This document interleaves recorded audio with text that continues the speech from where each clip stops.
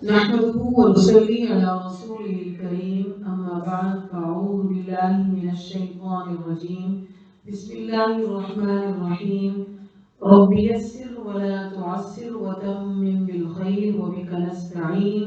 اللهم اهدنا الصراط المستقيم يا أرحم الراحمين اللهم صل على محمد وعلى آل محمد كما صليت على إبراهيم وعلى آل إبراهيم إنك حميد مجيد اللهم بارك على محمد وعلى آل محمد كما باركت على إبراهيم وعلى آل إبراهيم إنك حميد مجيد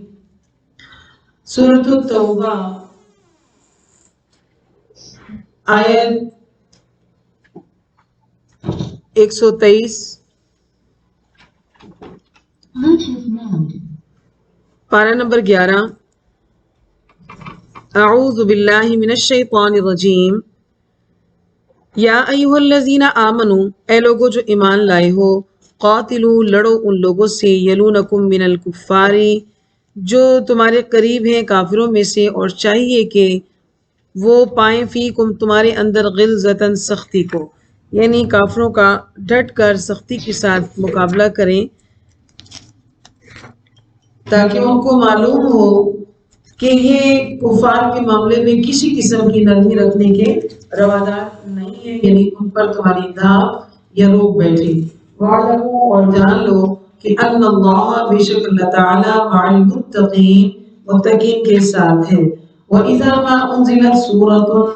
پر جب بھی کوئی نازل کی جاتی سورت قرآن کی تو فَمِنْهُمْ مَنْ يَقُولُ ان میں سے کچھ ایسے ہیں کہ جو کہتے ہیں کہ دوسروں سے کہ اَيُّكُمْ زَادَتْهُ هَذِهِ ایمانا کہ اس آیت کے یا سورت کے نازل ہونے سے بلا کس کا ایمان جو ہے وہ بڑھ گیا ہے یعنی تمسخر طعنہ اور طنز کے طور پر یہ کہتے کہ آخر کون ہے جن کا ایمان جو ہے وہ بڑھ گیا کیوں کہ قرآن بھی یہ کہتا ہے اور ایمان کا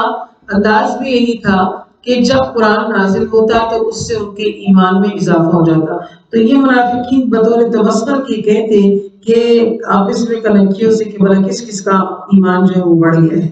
بس وہ لوگ اللہ خود فرما رہے ہیں اس کے جواب میں کہ ایمان کس کا بڑھتا ہے جو ایمان والے ہوتے ہیں وہم یستبشرون اور سورت نازل ہونے پر خوش ہوتے ہیں اور وہ لوگ جن کے دلوں میں مرض نفاق کا مرض ہے کفر ہے شرک ہے الحاد ہے فزادتهم رجسا الى رجسهم تو زیادہ ہو جاتا ہے یا اضافہ کر دیا جاتا ہے ان کی گندگی کے اوپر گندگی یعنی ان کی پہلی گندگی کے ساتھ جو ان کے دلوں میں موجود منافقت کی غلاظت موجود ہے نئی صورت اس میں مزید اضافہ کر دیتی ہے ان کی منافقت اور بڑھ جاتی ہے وَمَاتُوا وَهُمْ كَافِرُونَ اور وہ کفر کی حالت میں ہی ان کی موت جو ہے واقع ہو جاتی ہے جبکہ مومنین کے لیے تو قرآن کیا ہے شفا ہے اور ہدایت اور رہنمائی کا ذریعہ ہے اور ان کے لیے یہ نور ہے اولا يرون انهم يفتنون کیا انہوں نے غور نہیں کیا کہ سال میں 1 یا 2 مرتبہ جو ان کو فتنے میں ڈالا ثم پھر لا يتوبون یہ توبہ کر کے اسلام کی خلاف سازشوں سے باز کیوں نہیں آ جاتے ولا هم يذكرون اور نہ ہی یہ نصیحت کو حاصل کرتے ہیں آزمائے جانے کے بعد بندے کو عبرت پکڑنی چاہیے لیکن ان کے اوپر کوئی اثر نہیں ہوتا منافقین کی مزید قباحت وَإِذَا مَا أُنزِلَتْ سُورَةٌ جب بھی نازل کی جاتی کوئی سورت نظر بعضهم إلى بعض تو مجلس میں موجود منافقین کیا کرتے تھے کہ ایک دوسرے کی طرف دیکھتے اور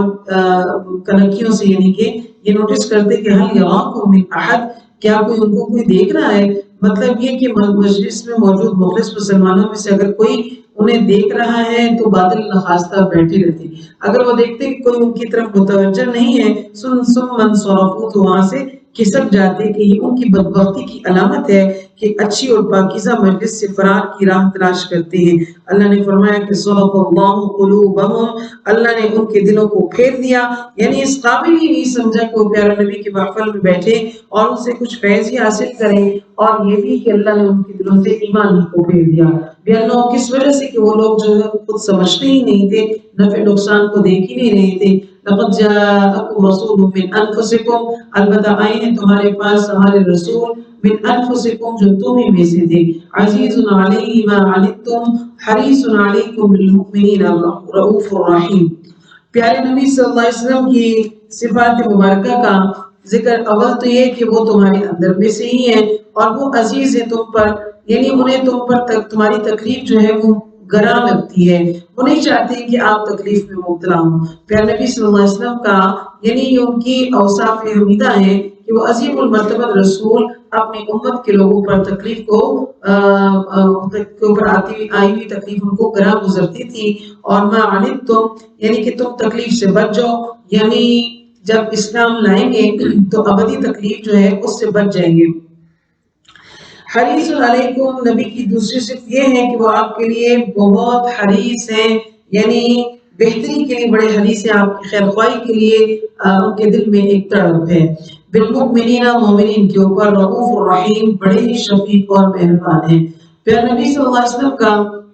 ارشاد مبارک ہے کہ میری اور لوگوں کی مثال ایسی ہے کہ کسی نے جنگل میں آگ جلائی اور اس پر پتنگیں جمع ہو گئے، وہ پروانے آگ میں گر رہے ہیں اور مذکورہ شخص ان کو بچانے کی کوشش کر رہا ہے مگر وہ زبردستی آگ میں گر رہے ہیں۔ مذکورہ شخص مطلب پیارے رسول اللہ صلی اللہ علیہ وسلم خود وہ بچا رہے ہیں لیکن لوگ اس کے اندر خود بخود جو ہے وہ گر رہے ہیں۔ پیارے نبی صلی اللہ علیہ وسلم فرمائے کہ میری اور تمہاری مثال بھی ایسی ہے کہ میں تمہیں دوزخ سے گرنے سے بچاتا ہوں مگر تم زبردستی جہنم میں گرنا چاہتے ہو۔ اسی لیے اللہ نے فرمایا کہ تمہارے پاس وہ عظیم المرتبہ رسول آئے جو تمہارے فائدے کے لیے بہت حریص ہیں، اور ان کا تیسرا وصف بیان کیا گیا کہ مومنین کے اوپر بڑے شفیق اور مہربان ہیں، کیونکہ اگر آپ سخت مزاج اور تنگ دل ہوتے تو آپ کے گرد لوگ نہ ہوتے۔ اللہ تعالیٰ نے اپنے رسول کی حیثیت کو واضح طور پر بتانے کے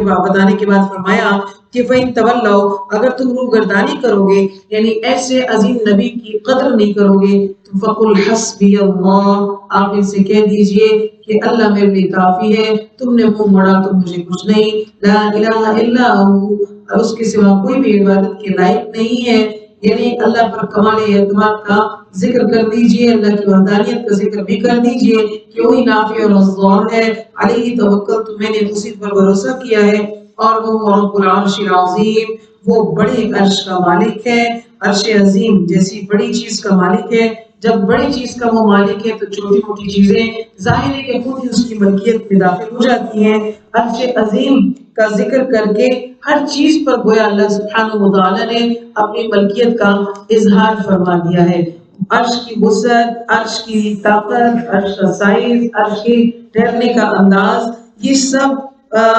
اس کے علاوہ عظیم باتیں ہیں۔ علم کی بات یہی ہے کہ بس یہ اس کا مالک جو ہے وہ اللہ تعالیٰ ہے، جس کا طول و عرض جو ہے وہ زمین و آسمان پر محیط ہے۔ آسمانی دنیا کا پھیلاؤ کتنا وسیع ہے، پھر دوسری، پھر تیسری، پھر چوتھے آسمان، ساتواں آسمان، تو بہرحال اسی طرح وسعت والی جگہ ہے۔ تو اللہ سبحانہ وتعالیٰ بے شک علی کل شیء قدیر ہے، اور اسی کے لیے بادشاہت ہے زمین اور آسمان کی، اور اسی کے لیے ساری طاقتیں ہیں، اور سب کے سب امور اسی کی جانب پلٹ جانے ہیں۔ اللہ سبحانہ وتعالیٰ سے اس سورت کے اختتام پر، جس کے اندر ہم نے مختلف قوانین اور موضوعات کا فلسفہ بھی سنا اور پڑھا، یہ سب چیزیں انفال اور سورۃ التوبہ ایک ہی سلسلہ کی کڑیاں ہیں۔ اللہ نے قانون صلح اور جنگ بھی بیان فرمائے، اور اس کے ساتھ ساتھ دیگر احکامات اور اللہ کی وحدانیت اور اللہ ہی علیم کل ہے، اور اس کا بھی ذکر ہم نے پڑھا۔ اللہ سے دعا ہے کہ ہمارا توحید کا اعتقاد مزید بڑھا دے۔ اللہ سبحانہ وتعالی